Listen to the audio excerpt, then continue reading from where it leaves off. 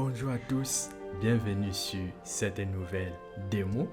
Aujourd'hui, nous allons faire notre démo en utilisant l'intelligence artificielle de GCP du AI. Est-ce que c'est un danger ou bien un outil de productivité pour les ingénieurs et les architectes cloud? Nous allons le savoir dans cette vidéo en l'utilisant pour créer un cluster GKE, déployer une application fonctionnelle sur Kubernetes avec cet outil, et vers la fin, vous aurez la réponse à cette question. Alors, si vous êtes un apprenant et un perfectionniste perpétuel, abonnez-vous et faisons le test, faisons notre démo et nous aurons la réponse ensemble. Nous avons pris le casquette d'un architecte cloud et avons préparé l'ensemble des questions que nous allons poser à DuAI pour déployer notre application. Alors, la première question, c'est comment puis-je exécuter Kubernetes sur Google Cloud sans avoir à gérer les nœuds et le plan de contrôle? Alors, qu'est-ce que cela signifie sans avoir à gérer les nœuds et le plan de contrôle? Ça veut tout simplement dire que nous voulons déployer notre application Kubernetes, notre image Docker sur Kubernetes, sans avoir à gérer le côté administratif. Nous voulons laisser le service Google Cloud gérer ce service. Et il y a un service GKE qui s'appelle Autopilot. Autopilot, lui, il doit prendre en compte, optimiser notre application, ajouter des nœuds, retirer les nœuds et automatiquement configurer les plans de contrôle en fonction de la charge de notre application. Et la troisième question, ça sera quelle est la commande permettant de créer un cluster GKE Autopilot dans mon projet actuel et dans la région US Ouest 1. Ça, c'est un exemple de région. Vous pouvez donner la région que vous souhaitez et nommer DuAI Labs. Donc ça, ce sera le nom de notre cluster à l'aide de la commande gcloud CLI, donc interface des lignes de commande c'est un SDK fourni par GCP. Puisque nous utiliserons Cloud Shell, on n'a pas besoin de l'installer puisqu'il est déjà installé. Alors, la quatrième question, ça sera quelle est la commande kubectl pour créer un déploiement appelé train schedule pour l'image. Nous donnons notre image et la version. Et la cinquième question, quelle est la commande kubectl pour exposer ce déploiement sur le port 80 et le port cible 8080. Le port 8080, c'est le port que nous avons exposé sur notre image Docker ici, mais nous voulons que notre application soit exposée sur un équilibreur des charges et écoute plutôt sur le port 80 avec un équilibreur des charges. La dernière question, ça sera quelle est la commande kubectl pour voir l'adresse IP externe associée à cet équilibreur des charges. Alors, voilà ce que nous allons faire avec l'intelligence artificielle de GCP DuAI sans avoir à écrire une ligne de code et sans avoir à utiliser des services techniques comme l'administration sur GCP.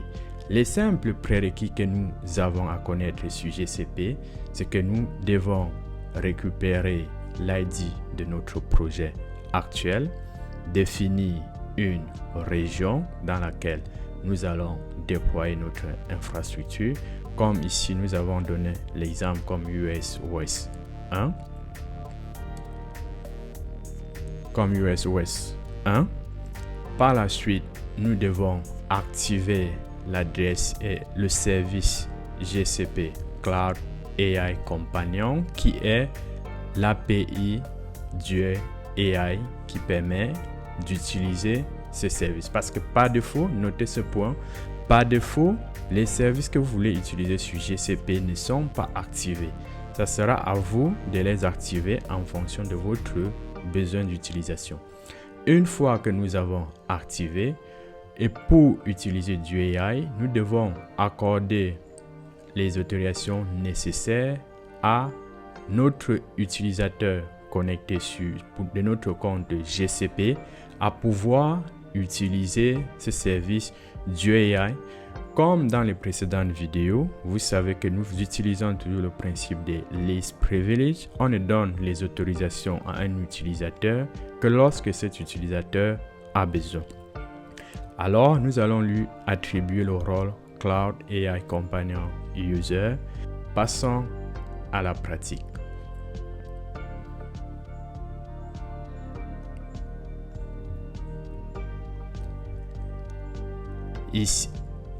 Ici, nous définirons notre région comme par exemple le US Central 1 et ici on lui donne US Central 1 et nous venons sur GCP, on active Cloud Shell.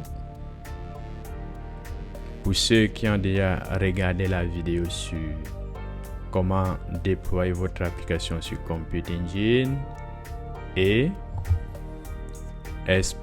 configurer votre nom de domaine avec Cloud DNS. Dans cette vidéo, nous avons fait une introduction sur Cloud Shell. Donc, je vous invite à regarder cette vidéo afin de connaître un peu plus sur Cloud Shell. Alors, nos différentes tâches ici, c'est premièrement, nous récupérons l'ID de notre projet. Ici, ok, et là nous définissons la région par défaut dans laquelle les ressources que nous utiliserons seront déployées. Ici nous récupérons l'utilisateur connecté, ok, on autorise, pas de danger. Et là, nous activons le service Cloud AI Companion, qui est le service dédié à DuerAI. Sinon, vous pouvez également chercher DuerAI ici. Et voici son service. Et vous cliquez dessus.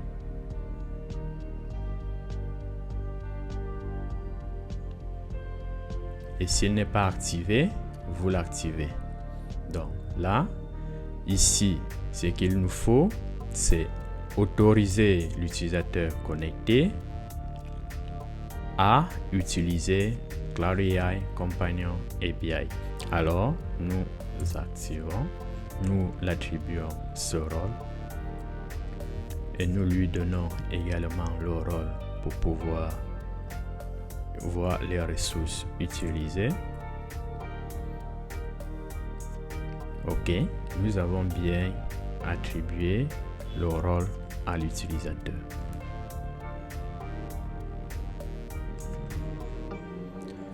Ici, ce qu'il nous faut actuellement, nous avons activé DuerAI, nous avons le nécessaire, on passe à la phase des questionnement avec notre intelligence artificielle. C'est vraiment fun. Vous allez aimer. Alors, on ouvre DuerAI. Ici, il nous dit que l'API n'est pas activée. Pourtant, nous l'avons. C'est pas grave. Vous cliquez tout simplement ici. Et vous commencez la discussion avec l'intelligence artificielle. Donc, par défaut, il nous présente quelques informations que vous pouvez tester avec. C'est quoi BigQuery? Vous pouvez tester tout ça. Et ici, nous prenons notre première question. Comment puis-je exécuter Kubernetes sur Google Cloud sans avoir à gérer les nœuds et le plan de contrôle? Nous précisons sans avoir à gérer les nœuds parce qu'il y a deux types de clusters chez GCP. Les types standard où vous prenez la main, vous optimisez à votre guide, vous gérez vous-même l'infrastructure. Mais nous ne voulons pas gérer ici. Alors nous prenons notre question et nous envoyons sur DuerAI. Comment puis-je exécuter Kubernetes sur Google Cloud? Lui, qu'est-ce qu'il nous dit? pour exécuter Kubernetes sur Google Cloud sans avoir à gérer les nœuds et le plan de contrôle, vous pouvez utiliser Google Kubernetes Engine Autopilot Mode.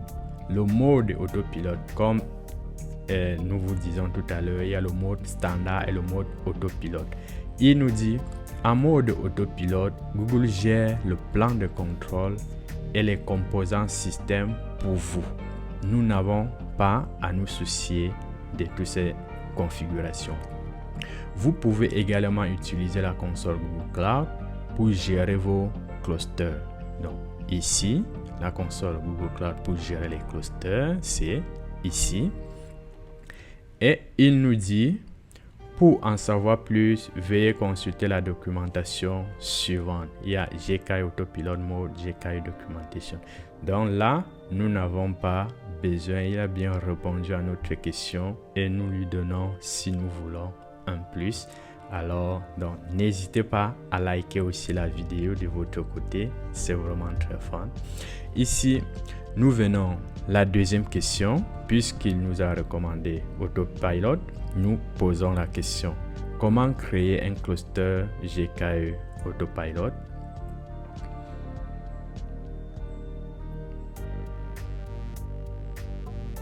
On attend et réfléchit. Waouh, il nous donne une panoplie de points.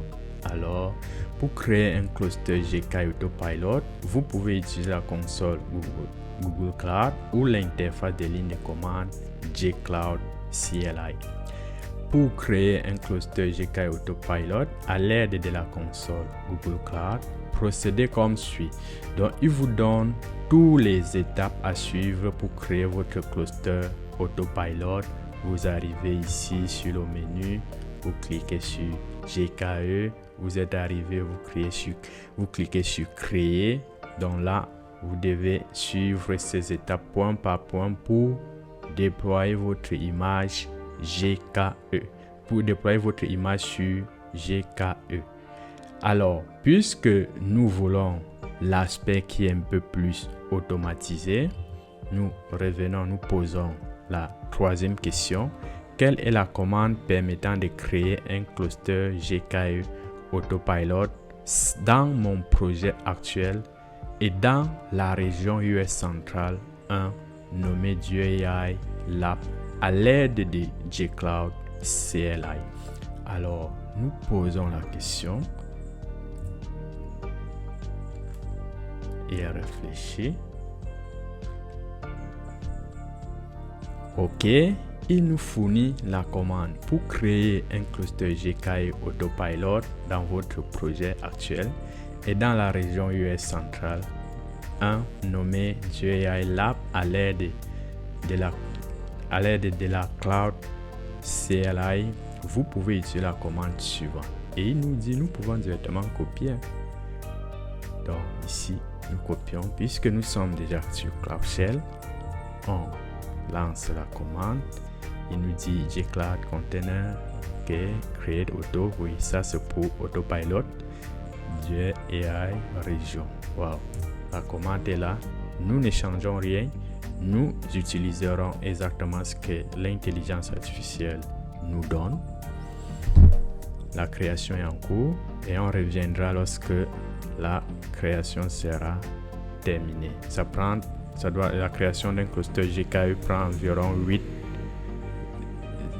à 10 minutes. Donc on revient lorsque la commande est terminée.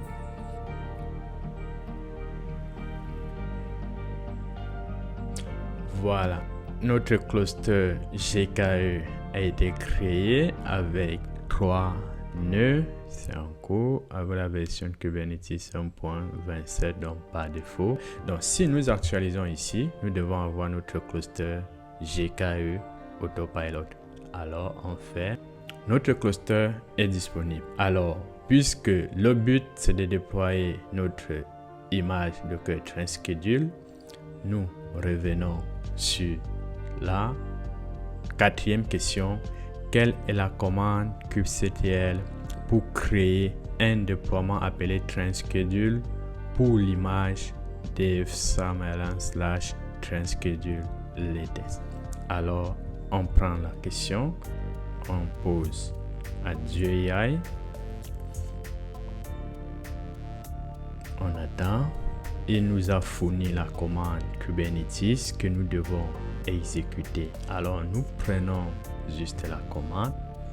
Quand le cluster GKE vient d'être créé, il charge directement le contexte. Alors nous n'avons pas besoin d'ajouter encore un autre contexte. Sinon, si le cluster existait déjà et vous voulez vous connecter au cluster, vous arrivez là, vous cliquez et vous sélectionnez, vous copiez cette commande pour charger le contexte et la connexion au cluster.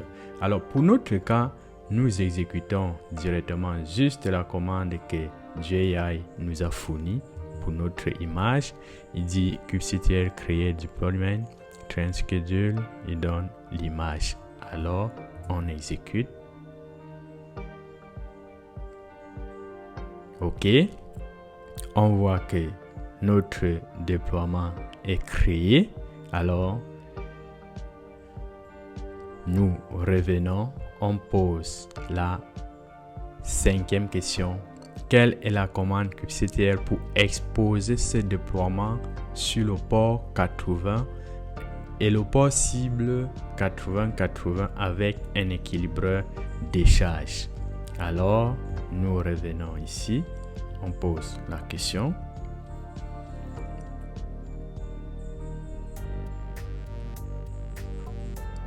OK, il nous donne la commande pour exposer ce déploiement sur le port 80 et le port cible 80-80 avec un équilibreur de charge. Vous pouvez utiliser cette commande. On la copie, on colle kubectl expose deployment train schedule type load balancer port 80 target port 80-80. On exécute. OK, notre application vient d'être bien exposée. Alors la toute dernière question, quelle est la commande kubectl pour voir l'adresse IP externe associée à cet équilibreur de charge? Nous prenons notre commande, notre question, on l'envoie. Il nous a répondu. Il nous donne la commande. Pour voir l'adresse IP externe associée à cet équilibreur de charge, vous pouvez utiliser la commande suivante. Nous exécutons la commande telle quelle. OK, dans le service, l'adresse IP externe est là. Donc notre application est censée fonctionner sans avoir à nous soucier de la technique. Si on teste l'application, on charge. Et voilà notre application qui fonctionne très bien comme il se devait. Donc si nous cliquons là, nous avons bien ici, tout est OK. Voilà notre application que nous venons de déployer avec GUI. Comme nous vous le disons tout à l'heure, vous pouvez tester GUI jusqu'au 1er février gratuitement sur Google Cloud. De toute façon, il ne nous reste plus qu'une semaine pour faire des tests. Donc, si vous pouvez profiter de cette semaine, il y a GUI pour les architectes, il y a GUI pour les développeurs, il y a GUI pour les ingénieurs cloud, il y a GUI pour les data scientists. En fait, GUI est fait pour tout le monde. Les professionnels du cloud, du DevOps et des architectes cloud, GCP a facilité le travail avec GUI, à l'exception que ce n'est pas un service gratuit. Et voilà son prix là. Pour voir ses coûts, $19 par utilisateur par mois.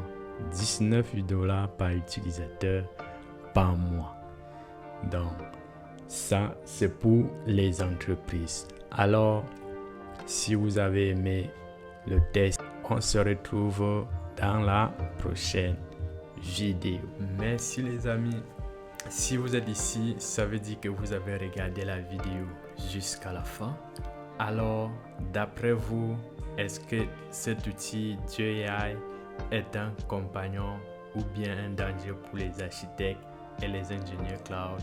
Laisse-moi savoir dans les commentaires. Je vous invite également à regarder cette vidéo sur comment déployer votre application sur Compute Engine et configurer le nom de domaine afin que votre application soit facilement accessible sur Internet. Alors, on se retrouve dans la prochaine vidéo.